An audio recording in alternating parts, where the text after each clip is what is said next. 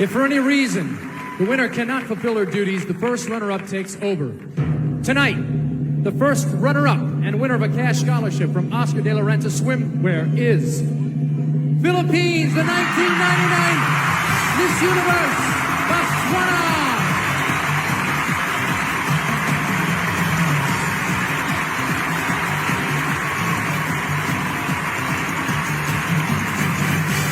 This evening started, you were 1 in 84, now you're 1 in a million. Take your walk.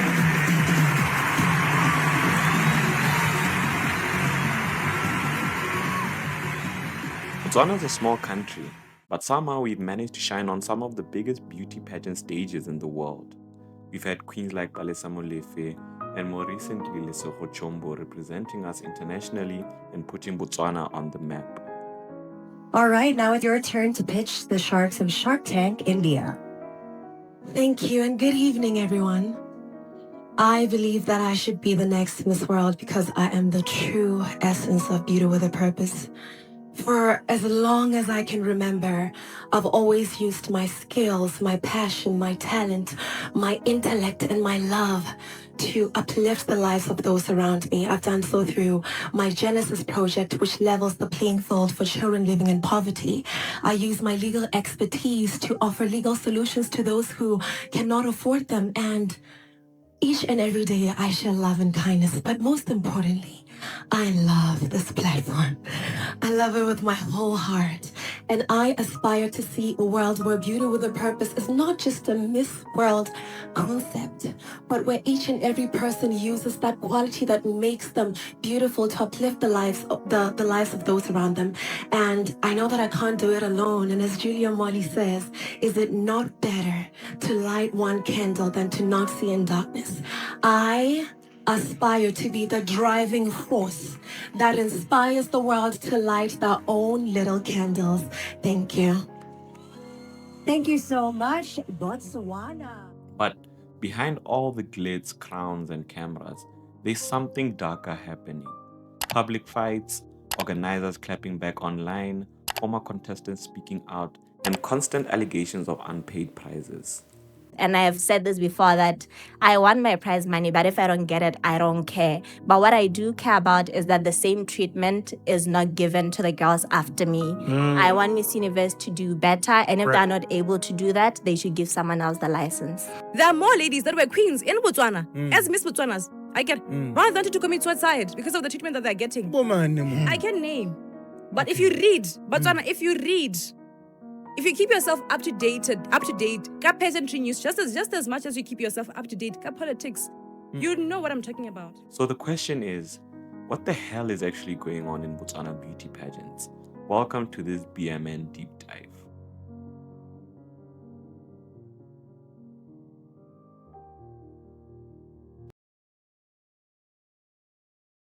Now, before we talk about what's going wrong, we first need to understand something. How the pageants actually work, because most people don't actually know this. Usually starts with auditions, about 20 to 30 girls are selected, they go into boot camp, training, rehearsals, appearances and interviews, then they compete in stages. Eventually, one winner is crowned, and that winner then goes on to represent Botswana on the international stage like Miss World or Miss Universe. That's the basic model. Now here's where Botswana is different. We don't just have one major system, we have two completely separate brands, Miss Botswana and Miss Universe Botswana. And this is important. Miss Botswana has historical ties to structured sponsors and government-linked support, whilst Miss Universe Botswana is a private company, meaning it survives mostly on sponsorships, workshops, and whatever funding the director can secure. But Kidrisa my own resources, Botswana Kidrisa my own resources to operate Miss Universe. Financially and operationally, how does it work? Do you get a grant from your organization? No. Comes from my pocket, man. Comes from my pocket. Botswana lo nabaleng tlhasetsi hewe Kidrisa resources tsa me. Kind of this changes the whole conversation. You know what I mean? When it's yours now, it doesn't. There's no grant from government. Not at all. So you're literally the one running around doing all of Ka bo this ke stuff. tsile ka di-envelope tse di kana tsa Botswana Government Service. You know how you receive No, but a letter from the government, you look for that magic word, regret. Regret, We yeah. regret to inform you that hakuna madi. yeah. So already the foundation is unequal. One has institutional backing and the other is basically hustling to survive. And that difference explains a lot of what we're seeing today.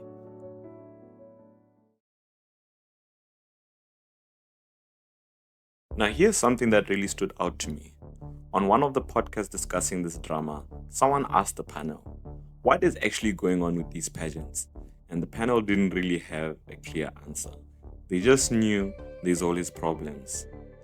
I don't know gore ona batla show is ka direga or ona batla gore because we don't know where the license is from. Yeah. So we were thinking, or maybe the objective is for you to lose the license. You know what I mean? So I want you to start us from your What point do you of think? view. What do you think it was? Me? What do you think it was? Why do you think she was angry? I think wasn't she angry because of what was happening at the boot camp? Yeah, there was that. I don't know who that is also. in Gobu Camp. I get at boot camp. And that's when it hit me. People don't even understand the issue anymore. They just know there's chaos, which tells you this isn't one small disagreement. This is systematic. Let's be honest, almost every complaint traces back to finances. Back in the day, pageant winners used to walk away with big things: cars, accommodation, cash, and major sponsorships. But over the years, those prizes have gotten smaller, and in some cases, they're not delivered at all. Now, it gets worse.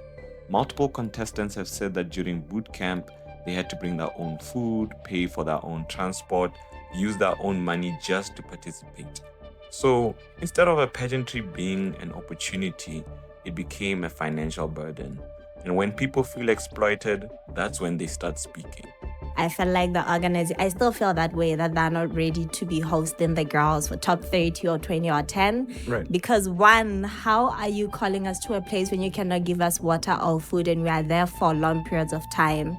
It cannot be a thing. Right. And I think for me is coming from Miss Botswana, which is an equally big pageant, there was an expectation of some level of, treatment. Yeah, So yeah. I had that in my head that it's a given. There's food, there's water, people are punctual, it's organized, and then I didn't get that. So that's when I was like, this is not going too well. So, yeah.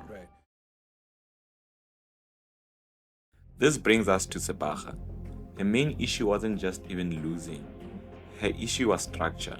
She openly said there were no proper prizes, things were disorganized, communication was poor, and trying to get answers from the director felt like his way or the highway. She even led a petition calling for Miss Universe Botswana to be paused until issues were fixed.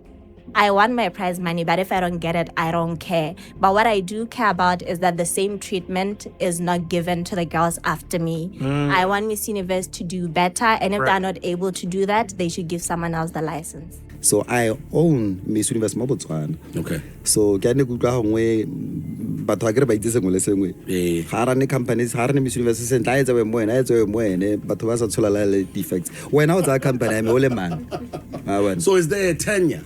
No. Go tswa mo go nna la gore ke kgona dissolve a company I'm done, I'm no longer interested. Hey, this is my business. Botswana e ntse la agenda gore ke tsaelo license ya me. Ka gore ke buile before gore I own Miss Universe mo Botswana. Anything to do with Miss Universe in Botswana, that's me. Yeah. Through my company. Yeah. Ya go ne gona la agenda e phitlhileng ya gore tota ka motsela license ya is still ongoing gona nyana. But let me tell you something, you're not going to win. Yeah. You're not going to win. Do you know who they are? Try, I know them. Yeah. Who are they? By kids. Whoever you are, you know who I'm Baba.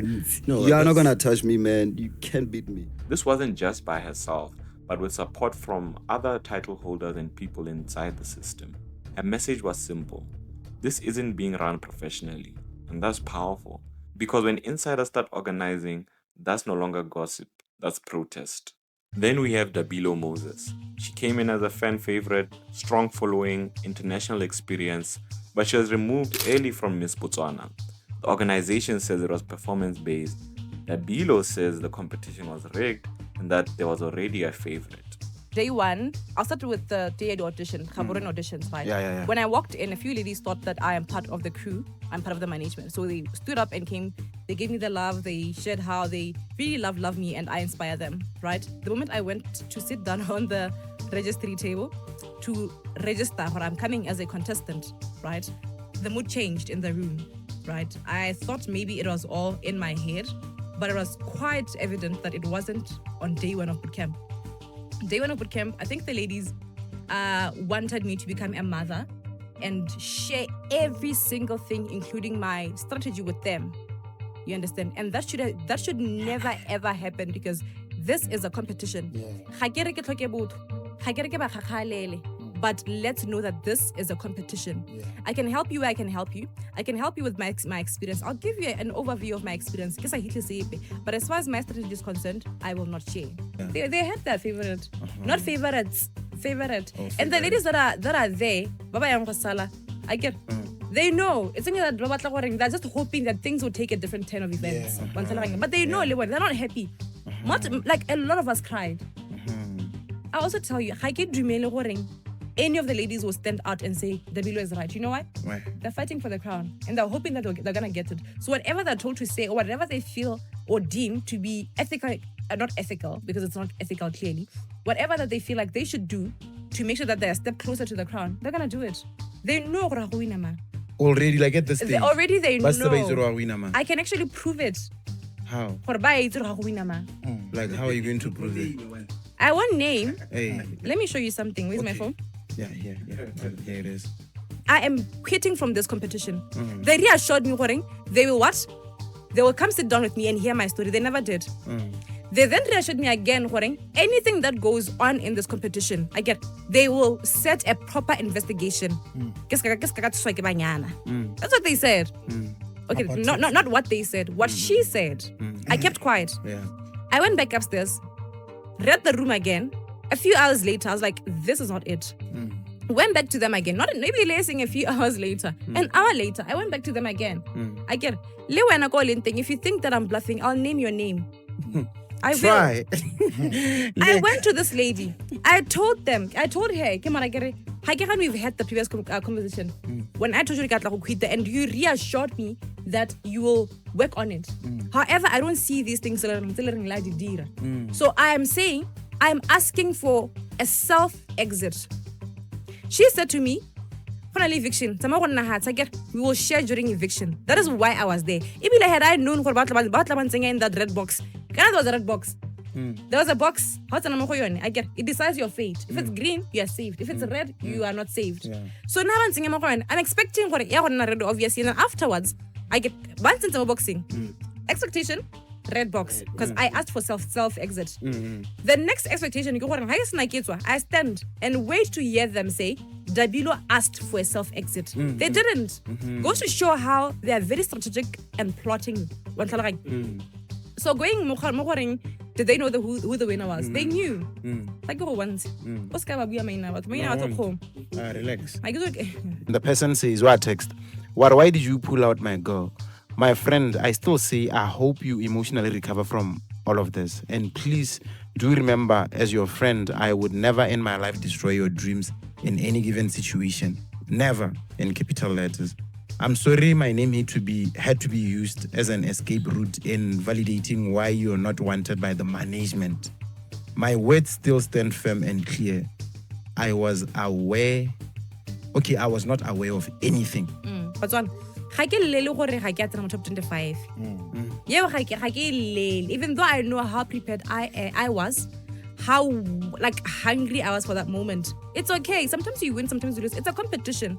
However, don't try to assassinate my character, because I worked so hard to build this brand that you see. You understand? And when I released the statement, my supporters were asking me, because we know you can perform better. Yeah. You understand? I released it, I think there was an hour after Miss Botswana released theirs. 2 reasons. I could have released mine earlier, but they didn't allow me to because they had my phone. 2 completely different stories, but here's the bigger picture.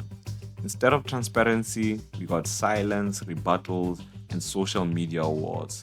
Again, no clarity, just more confusion.